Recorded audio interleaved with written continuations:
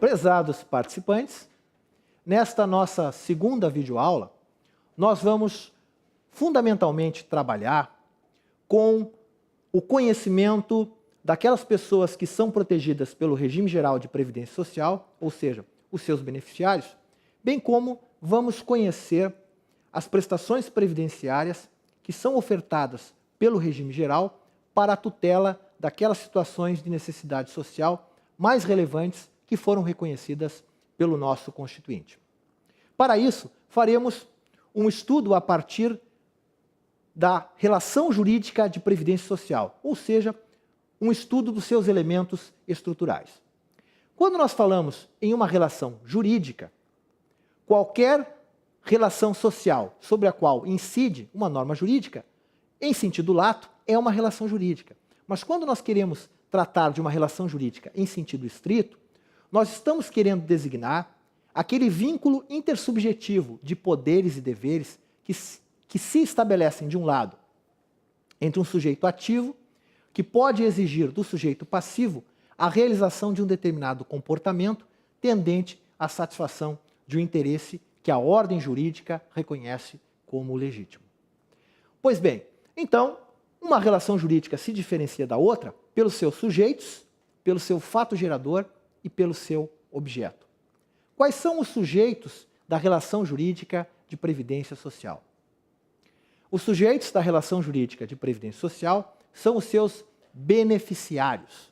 Ora, beneficiários é um termo que foi criado para designar aquela pessoa que tem o direito de postular benefícios previdenciários.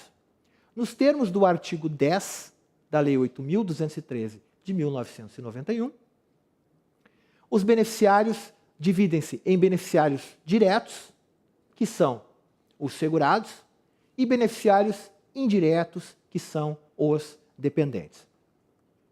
Vão integrar, portanto, o polo ativo da relação jurídica de previdência social, tanto os beneficiários diretos quanto os beneficiários indiretos.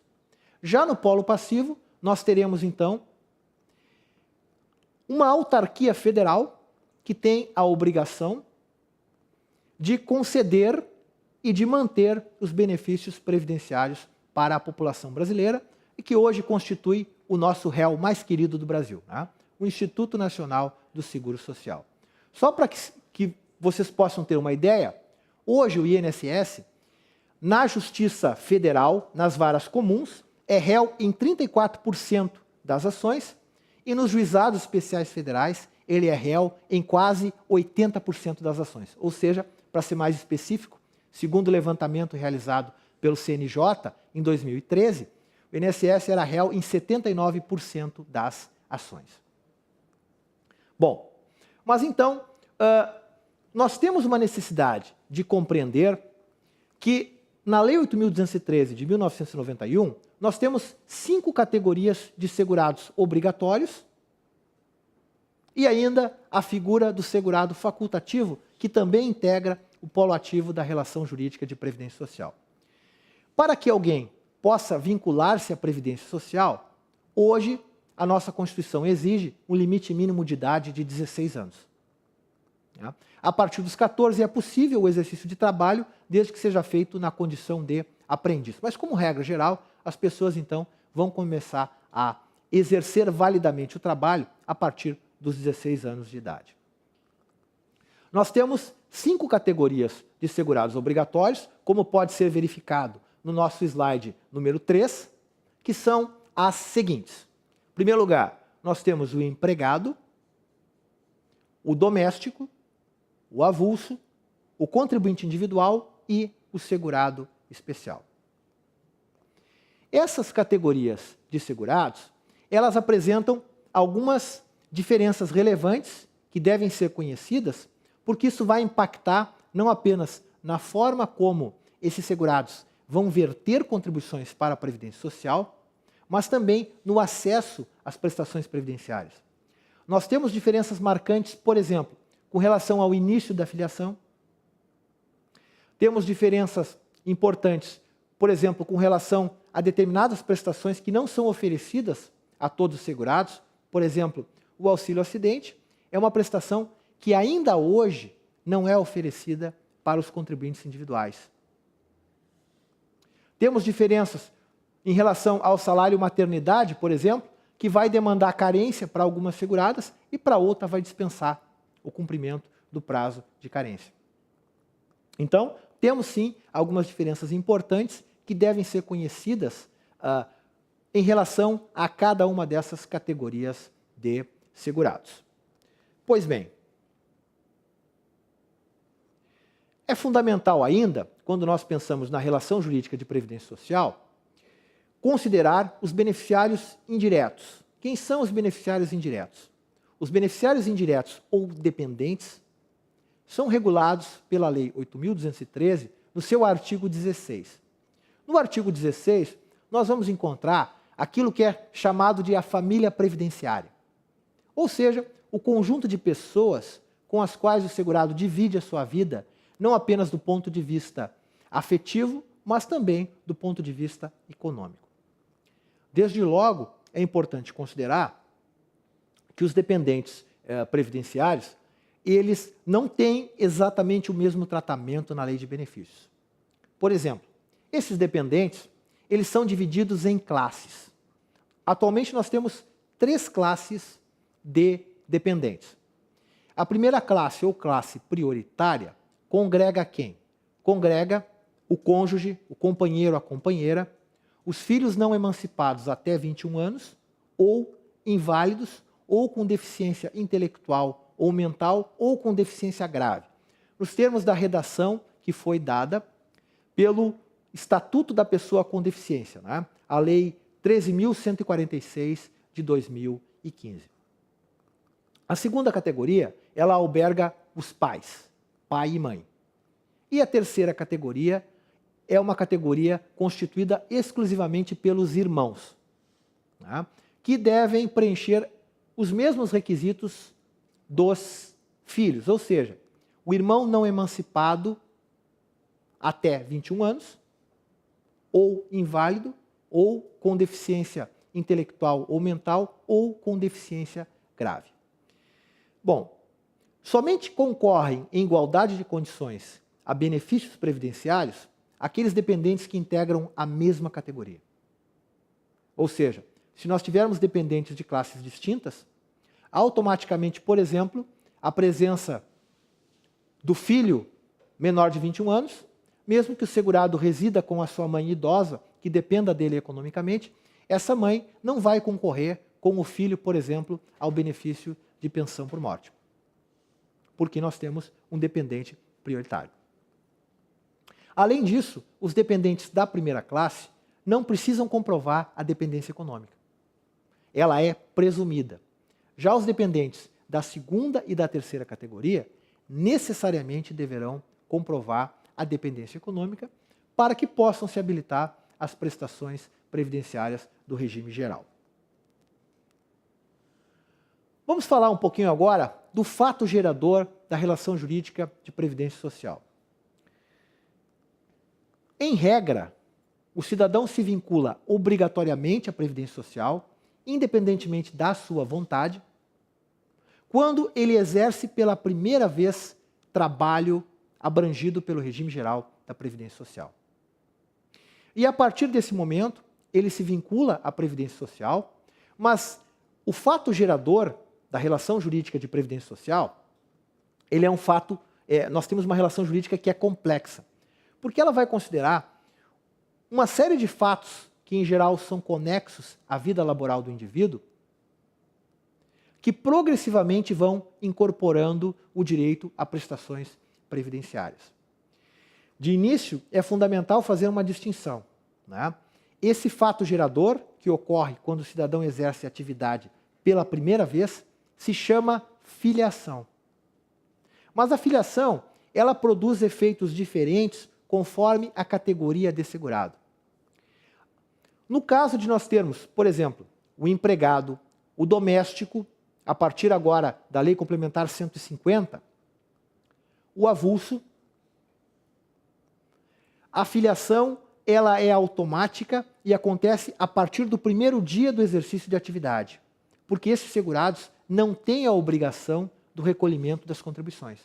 Agora, para o contribuinte individual e para o segurado facultativo, a filiação começa a ser computada a partir do pagamento em dia da primeira contribuição. Temos, portanto, essa importante distinção. Agora, devemos diferenciar filiação de inscrição. A filiação é o aspecto material da relação jurídica de previdência social. E a filiação, como já referi, é o elemento fundamental que deflagra o início da relação jurídica de previdência social. A inscrição é a sua documentação, é a sua formalização. Agora, quando alguém vai reclamar uma prestação previdenciária perante o INSS, se não tiver ocorrido a inscrição, o INSS não terá como aferir se o cidadão efetivamente tem direito a essa prestação previdenciária. O INSS vai consultar o CNIS e o que não tiver no CNIS não está no mundo, não existe. E, portanto, será necessário, muitas vezes, na hipótese do cidadão não conseguir convencer a administração de que, por exemplo, ele tem períodos em que ele trabalhou e a empresa não recolheu as contribuições, será necessário o ajuizamento de uma ação na qual essa questão vai ser debatida.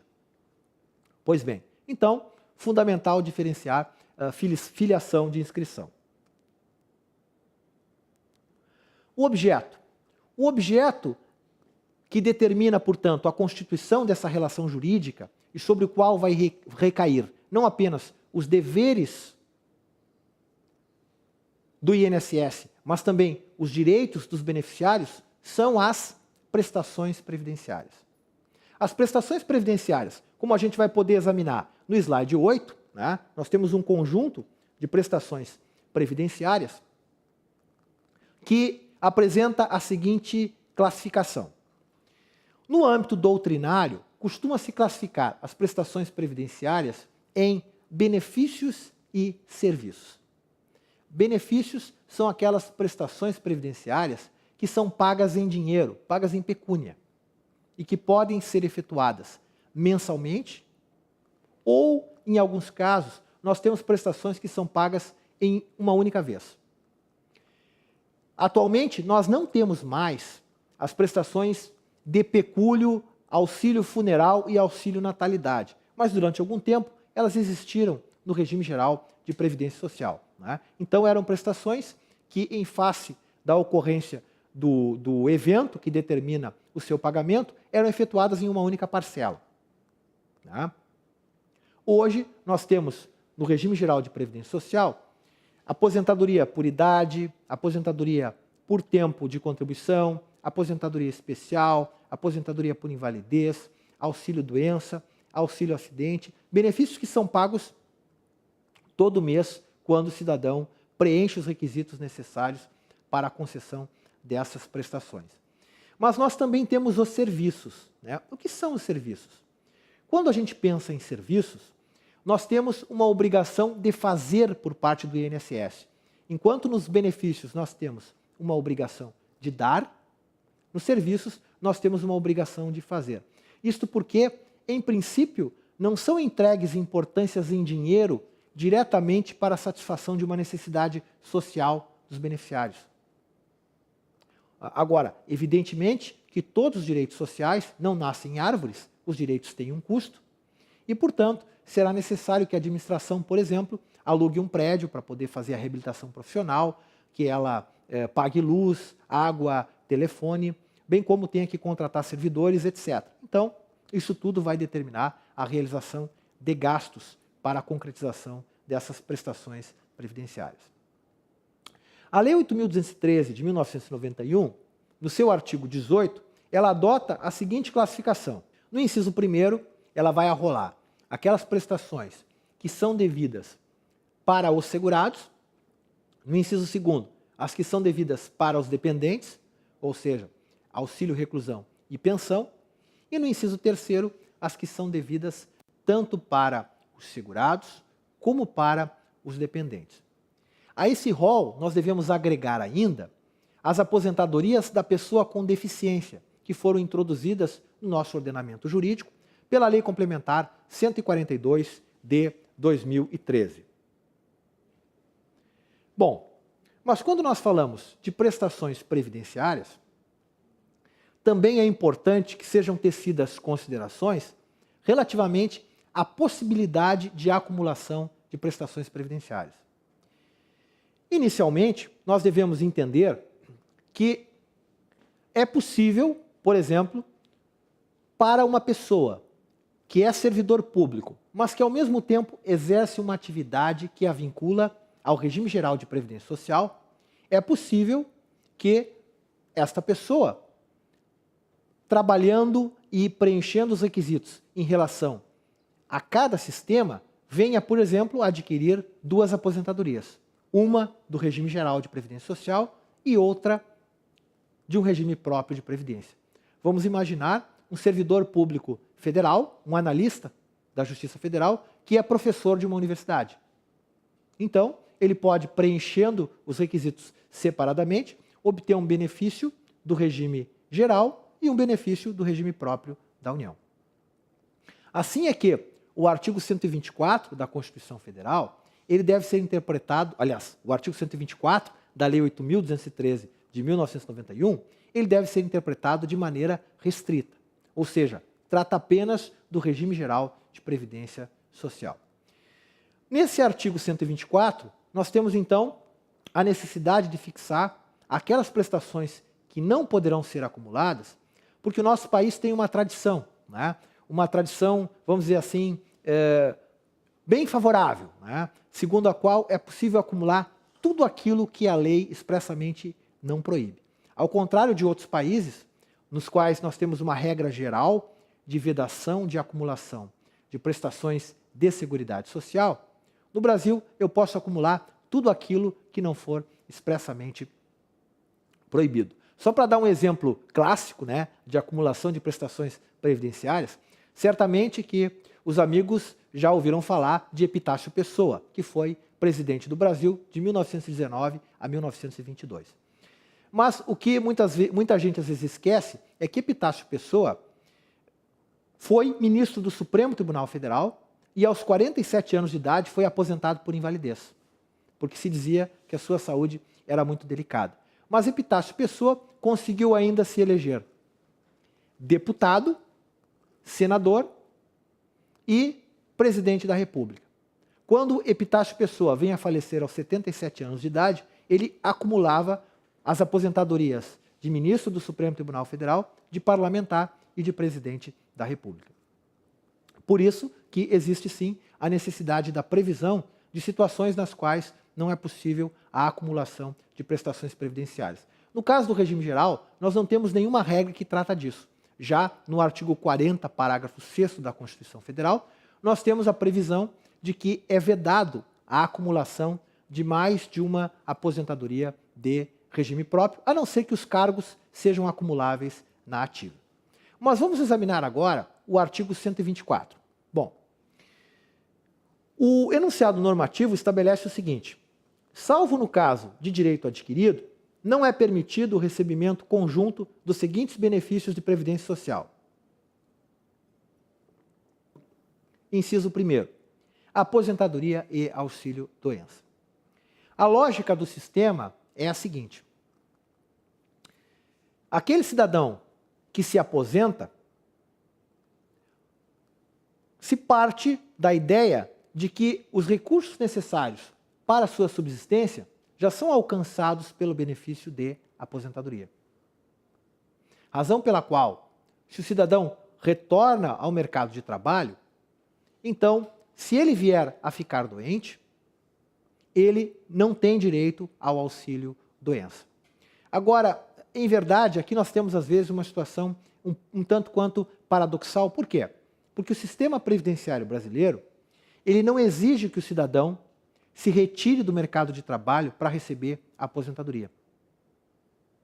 Ora, vamos imaginar o seguinte: muitas pessoas se aposentam sem abandonar o seu emprego e outras, depois de aposentadas, retornam ao mercado de trabalho.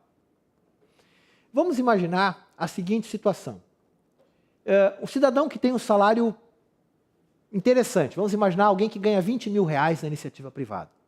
Bom, esse cidadão, quando ele se aposentar no regime geral, o regime geral tem um teto. Não vai pagar para ele um valor superior a esse teto, que hoje é inferior a R$5.000. Bom, então, esse cidadão, que muitas vezes tem rendimentos substanciais, por vezes ele ainda conta com um pacote de benefícios, né? Como, por exemplo, a empresa às vezes paga o plano de saúde, que é cada vez mais relevante, a empresa coloca à disposição um carro, que ele pode usar desse carro como se seu fosse, né? Inclusive nos finais de semana, e ainda às vezes paga o aluguel do seu empregado. Então, por óbvio que o cidadão, enquanto ele se sentir saudável, né, ele vai continuar exercendo atividade. Agora, se ele fica doente, observem que os 15 primeiros dias, a legislação trabalhista determina que seja pago a sua remuneração integral pela empresa. Mas no 16º dia, o que acontece? Acontece a suspensão do contrato de trabalho e, em princípio, iniciaria o pagamento do auxílio-doença. Mas como ele já está aposentado, então o sistema não vai pagar para ele outro benefício. Então, muitas vezes, o cidadão afligido por uma situação de necessidade social não terá a contraprestação que ele imagina do sistema previdenciário. Outra situação, mais de uma aposentadoria. Bom, como referi, mais de uma aposentadoria, isso deve ser pensado em termos de regime geral de previdência social. Ora, vamos pensar o seguinte, o cidadão hoje pode se aposentar independentemente do limite de idade. Então, algumas pessoas que começaram a trabalhar muito jovens, vamos imaginar, a Constituição Federal de 88 permitia o início do trabalho aos 14 anos de idade, ou aos 12 se fosse na condição de aprendiz. Então, alguém que começou a trabalhar aos 14 anos de idade, trabalha por mais 35 anos, então, aos 40 anos, se aposenta por tempo de contribuição. Temos uma pessoa bastante jovem. Aliás, eu prefiro pensar que quem tem 40 anos é uma pessoa jovem, né? Então, o cidadão aposentado não abandona o mercado de trabalho e, por consequência, trabalhando como empregado, mesmo que ele não queira, porque o cidadão aposentado continua sendo segurado obrigatório do regime geral, então, continuarão sendo descontadas as contribuições previdenciárias. O que vai acontecer é que ele vai implementar a carência para a aposentadoria por idade, mas quando ele chegar aos 65 anos, ele não vai poder acumular aposentadoria por tempo de contribuição e aposentadoria por idade, porque nós temos então essa vedação expressa no inciso 2º do artigo 124. Outra situação. Aposentadoria e abono de permanência em serviço. Bom, aqui nós temos que fazer uma distinção importante, né? Nós não podemos confundir funda com bodoque, né? Por quê? Nós temos hoje um abono de permanência que foi criado pelas emendas constitucionais que alteraram a nossa lei fundamental com o objetivo de estimular a permanência do servidor público em atividade. Ou seja, quando o servidor público implementa os requisitos para uma aposentadoria voluntária, ele pode pedir o abono de permanência, que constitui no seguinte: ele vai deixar de pagar contribuição previdenciária. Então, o nosso servidor público tem um aumento, né? Um aumento de 11%, que decorre do fato de ele não precisar pagar mais essa contribuição previdenciária. Agora, o abono de permanência que tinha aqui era diferente. Inclusive, ele tinha um apelido muito carinhoso, né? O pessoal chamava esse abono de permanência de abono pé na cova, né? Por que abono pé na cova? Porque na década de 60, quando o sistema previdenciário brasileiro foi estruturado, se a gente examinar, a Lei 8.213 de 1991, ela tem o DNA da Lei Orgânica da Previdência Social. Fundamentalmente, ela traz toda a lógica da Lei Orgânica da Previdência Social com as seguintes distinções importantes. Em primeiro lugar, ela promove uma inclusão dos trabalhadores rurais em atendimento ao que prescreve a nossa Constituição Federal, nos princípios esculpidos no inciso 1º e 2º do parágrafo único do artigo 194, ou seja, os princípios da universalidade e uniformidade e equivalência dos benefícios devidos aos trabalhadores urbanos e rurais. Por quê? Porque os trabalhadores rurais, na sistemática anterior, eles não estavam vinculados ao sistema previdenciário. Para eles, era ofertado um sistema de matriz assistencial. E nós vamos falar sobre isso, né, no decorrer do nosso curso básico de Direito Previdenciário. Então, para o legislador, houve toda uma dificuldade em buscar razoavelmente promover a inclusão desses trabalhadores rurais, inclusive com regras que promoveram distinções favoráveis para os trabalhadores rurais. Bom, mas no ponto que interessa para o momento, o que eu quero destacar é que a Lei Orgânica da Previdência Social de 1960, na sua redação original, exigia, para a concessão da aposentadoria, que o servidor comprovasse o desligamento do emprego. Que o servidor não, que o segurado comprovasse o desligamento do emprego. Senão ele não podia protocolizar o seu pedido de aposentadoria. Essa exigência, ela foi dispensada, depois foi introduzida de novo, foi dispensada. Desde a Lei 8.213, não existe essa exigência. Mas o que acontece aqui? Para que o cidadão que tinha implementado os requisitos para a aposentadoria e quisesse continuar trabalhando, o sistema oferecia para ele esse abono de permanência. O que é o abono de permanência? Ele tinha direito a um benefício que era calculado com base nas suas contribuições, com um percentual de 25% sobre essa média. Agora, a partir do momento que o sistema não exige mais que o cidadão se afaste do seu emprego, por que ele vai pedir um benefício com 25% se ele pode pedir uma aposentadoria proporcional, por exemplo, com 70% ou mesmo uma aposentadoria integral? Então, por isso que não há mais sentido e essa disposição acabou sendo prejudicada pela revogação do abono de permanência. Inciso 4º, mais salário maternidade e auxílio doença. Aqui a lógica é a mesma da vedação de acumulação de aposentadoria com auxílio doença. Por que a lógica é a mesma? Vamos imaginar o seguinte, para muitas mulheres, né, não para todas, o mundo vai mudando, né, mas para muitas mulheres a maternidade é talvez o momento mais importante da vida. Né? Claro que muitas mulheres têm prioridades diferentes, né, muitas pessoas não pretendem ter filhos, mas enfim. Então, o nascimento de um filho efetivamente impacta profundamente no seio de uma família. E o que se deseja é dar as condições mínimas para que a mãe, que normalmente no período inicial é quem é mais exigida, né, para que a mãe possa dar a devida atenção para o filho que está descobrindo o mundo, né, fundamentalmente com o apoio da mãe. Agora, em muitos casos, a mãe está tão inserida no mercado de trabalho e logo após o parto ela teve a felicidade de não ter complicação alguma, né, ela já pode voltar ao mercado de trabalho. Então ela chama a mamãe, né, ou contrata uma babá ou uma enfermeira e entrega o filho para que ela possa retornar ao mercado de trabalho. Bom, nesse caso, se ela vier a ficar doente, enquanto ela estiver percebendo o salário maternidade, ela não vai poder acumular salário maternidade e auxílio doença. Evidentemente que se a enfermidade se prolongar, então com a cessação do salário maternidade, deverá ter início o pagamento do auxílio doença. Mais de um auxílio acidente. Ora, o auxílio acidente é um benefício de origem acidentária, hoje é devido nos casos de acidente de qualquer natureza, quando o cidadão fica com uma incapacidade parcial, mas de natureza permanente. Ou seja, o cidadão tem uma redução na sua capacidade de trabalho.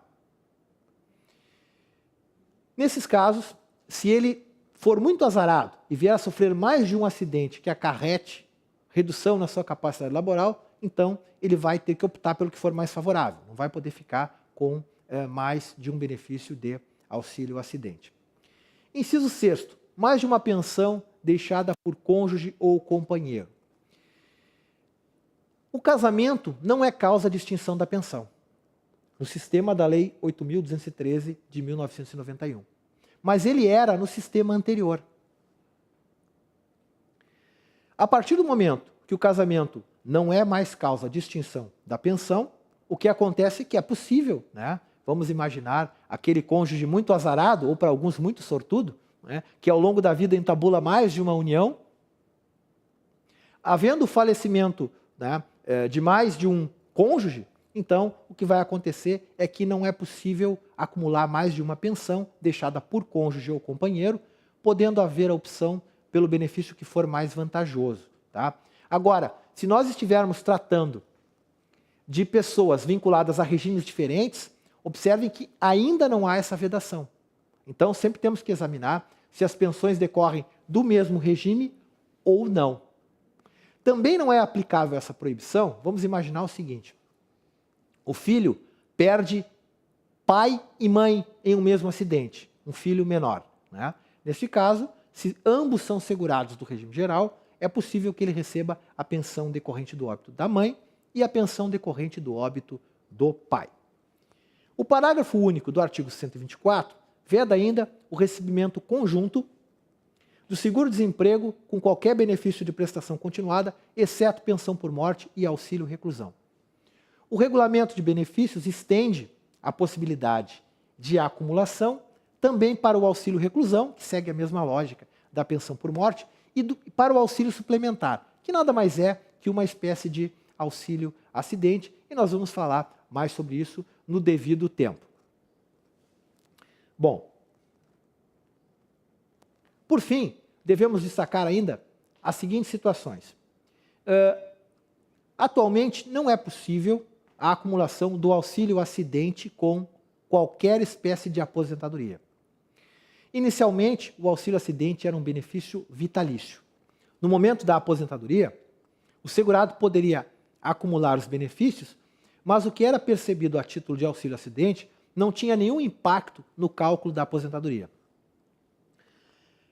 Com o advento da Lei 9.528, nós tivemos uma modificação porque o auxílio acidente passou a ser considerado no cálculo da aposentadoria, mas o benefício é extinto às vésperas da concessão de qualquer benefício.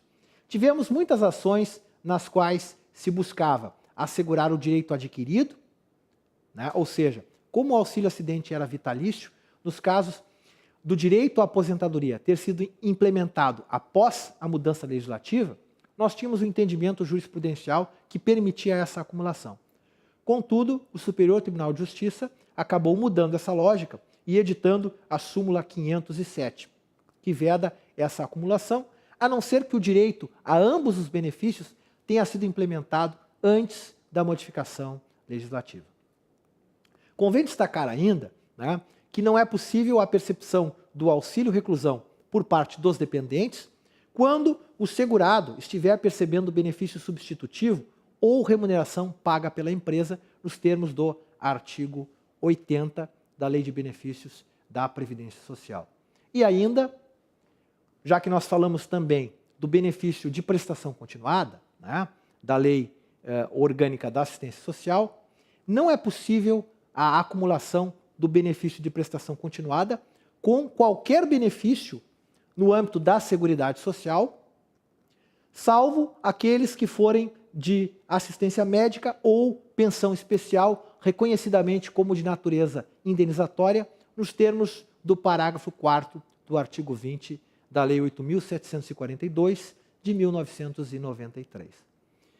Esperando que os amigos tenham aproveitado a presente aula, eu me despeço e até a nossa terceira videoaula. Muito obrigado, um grande abraço.